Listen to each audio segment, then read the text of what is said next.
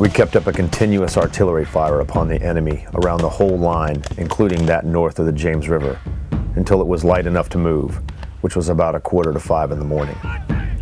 At that hour, Parks and Wright's Corps moved out as directed, brushed the abattis from their front as they advanced under a heavy fire of musketry and artillery, and went without flinching directly on till they mounted the parapets and threw themselves inside the enemy's line. Following the Confederate loss at Five Forks, Grant determined to strike hard at Petersburg. He ordered continuous artillery fire along the enemy line throughout the night of April 1st. At 4 o'clock in the morning on April 2nd, the 9th and 6th Corps would attack along their respective fronts. The 6th Corps assaulted the Confederate trenches along Boydton Plank Road. The 9th Corps was to strike a Confederate-held Fort Mahone. Major Oliver Bobbyshow was with the 48th Infantry Regiment in the 9th Corps and described the assault on Fort Mahone, or as he named it, Fort Hell. 4 o'clock on the morning of the 2nd, a heavy artillery fire was opened all along the rebel lines. Skirmishers were pushed forward, and at 4:30 the troops advanced with great alacrity and enthusiasm upon the rebel fortifications. Only half rationed and with scalding coffee hastily swallowed, the 48th moved toward the rear of Fort Hell. With a savage rush, the rebel picket line was reached and captured without much of a struggle. The rebel Fort Mahone's guns belched a very inferno of shot and shell into the ranks. On pushed the boys, determined to capture the dire old tormentor who had troubled them so the winter long. The attack was almost impetuous. The initial attack of the 9th Corps was successful, capturing 3 Confederate batteries. The Southerners were low on manpower. Their line was stretched thin. But the Confederate trench works that had hampered Union offensives so often slowed progress to a halt. Then, the Confederates were able to turn their own heavy guns onto the Federals. But as Bobby Schell of the 48th Regiment describes it, the Union troops did not stop fighting. General Curtin, apparently unconcerned under the tempest of shot and shell poured into the command, had the regimental colors brought to him. The men rallied around their standard and, led by the brave Curtin, renewed the assault, pushed through the obstructing abattis, over the moat, scaled the earthworks, securing a lodgment on the walls. Along came the 39th New Jersey, the color bearer gallantly springing right into the midst of the rebels, an act of bravery that excited the admiration of all who witnessed it. Captain John L. Williams of Company F shouted, "Forward, boys, and save the Jersey colors." With one bound, the men sprang forward. A hand-to-hand encounter ensued, which lasted but a moment. The rebels were overpowered. The fort was captured, and the enemy driven beyond it for a considerable distance. The 9th Corps had overrun the Confederate trenches, but Southern resistance was fierce. It was hours before they could overcome Fort Mahone and hold it, and that was due in large part to the success of the 6th Corps. The 6th faced Lieutenant General A.P. Hill's Corps of veterans, but again, the Confederate line was thin.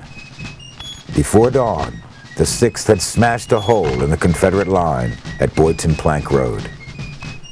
Into that hole poured the 24th Corps. They crossed Boydton Plank Road, headed north. Before they could reach the city, the 24th had to overcome Forts Gregg and Whitworth. They were able to capture both in hard fighting. The battle cost the South another of its generals. A.P. Hill had rushed to the scene upon learning that the Union forces had broken through his line. He attempted to rally his men, but instead was shot and killed. Sergeant Major Osborne of Carolina wrote later, About 11 a.m., a battery to the right of Fort Mahone could be spared to run around that rear of the fort. It was quick work, For less than 30 minutes, there was not one wounded Yankee left. They retreated down the ravine, not stopping until they reached their works. The open space of Fort Mahone was literally covered with blue-coated corpses. With that one break through the Confederate lines, the Southern defenses around the city were indeed untenable. After 9 long months of trench warfare that would not be seen again until World War I, the siege of Petersburg was over. The Confederate forces had withdrawn into the city's inner defenses.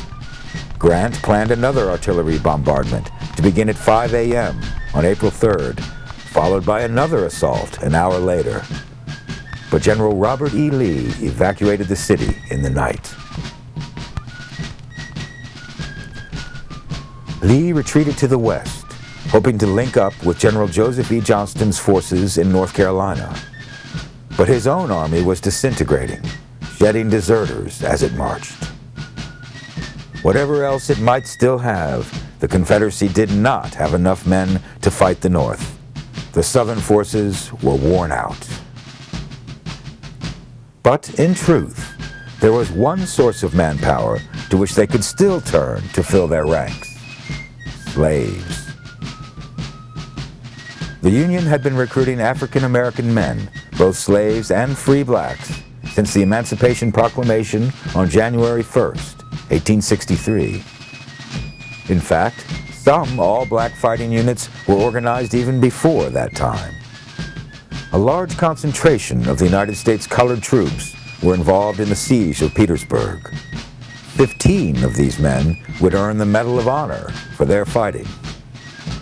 So if the North, which certainly had its own racial prejudices to overcome, recognized the value of African Americans as soldiers, why couldn't Southerners?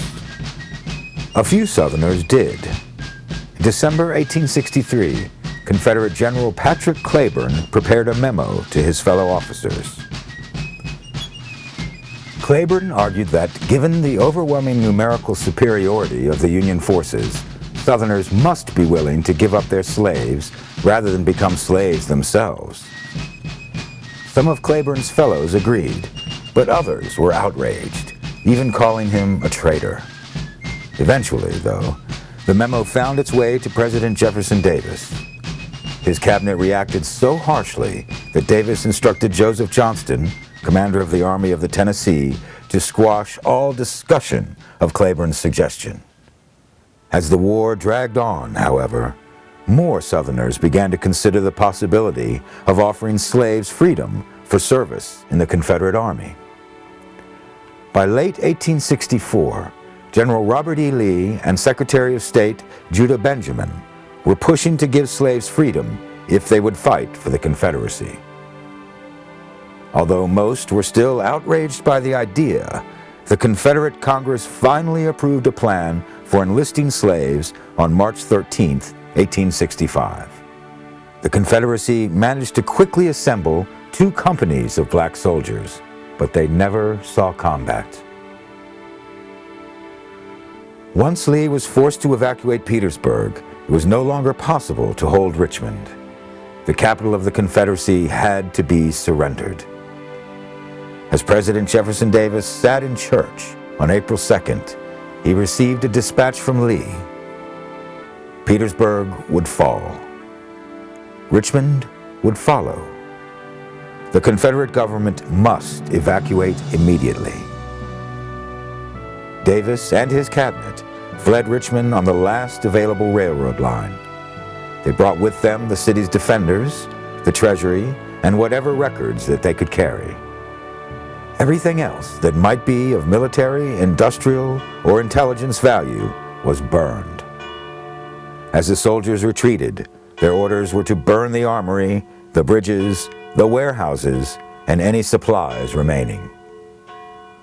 The fire spread out of control, destroying large portions of the city. As historian James McPherson wrote, "Southerners burned more of their own capital than the enemy had burned of Atlanta or Columbia." Finally, the next day, the Richmond mayor went out to the Union lines just east of the city and officially surrendered the capital. Union troops then extinguished the fires set by the Confederates. General Grant described the situation his army found. I received a dispatch from General Weitzel which notified me that he had taken possession of Richmond at about 8:15 o'clock in the morning of that day, the 3rd, and that he had found the city on fire in 2 places. The city was in most utter confusion.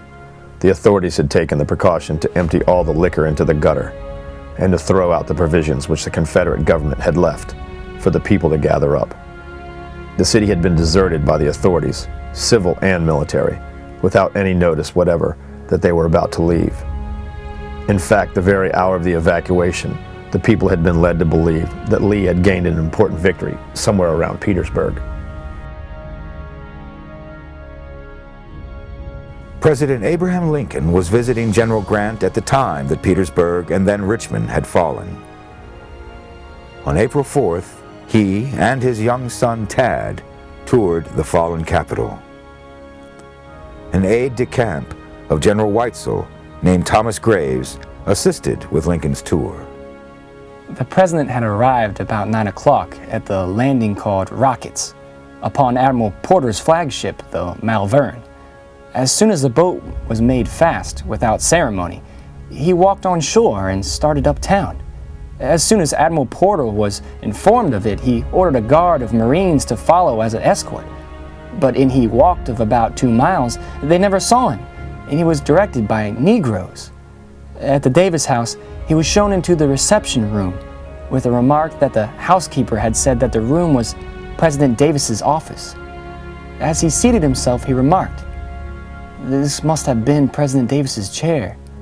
And crossing his legs, he looked far off with a serious, dreamy expression.